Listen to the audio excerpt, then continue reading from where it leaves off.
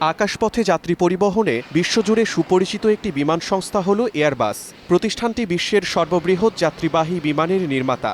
এবার যাত্রী সেবার পাশাপাশি বেশি মুনাফা অর্জনে বিমানের নকশায় পরিবর্তন আনতে যাচ্ছে এয়ারবাস। যাত্রীদের আরামদায়ক ভ্রমণের পাশাপাশি কম জায়গায় বেশি যাত্রী পরিবহন নিয়ে দীর্ঘদিন ধরে চিন্তা করছে বিশ্বের বিমান তৈরিকারী সংস্থাগুলো। এবার এটি বাস্তবে রূপ দিতে কাজ শুরু করেছে এয়ারবাস। চেজ লঞ্চ নামের একটি নতুন সংস্থার তৈরি দুতলা আসন বিমানে যুক্ত করার ব্যাপারে পরিকল্পনা করছে প্রতিষ্ঠানটি। ব্রিটিশ সংবাদ মাধ্যম ডেইলি মেইল বলছে, এই মডেলের বিমানে যাত্রীদের মাথার উপরে থাকা লাগেজ বা ছোট ব্যাগ রাখার জায়গা তুলে ফেলা হবে। এর বদলে সেখানে দ্বিতল বিশিষ্ট আসন থাকবে। নিচের আসনগুলোতে যারা থাকবেন তারা তাদের পা ছড়িয়ে আরও আরাম করে বসতে পারবেন। অপরদিকে উপরে থাকা যাত্রীদের ভ্রমণও আরামদায়ক হবে, তবে খুব বেশি পা ছড়িয়ে রাখার জায়গা থাকবে না।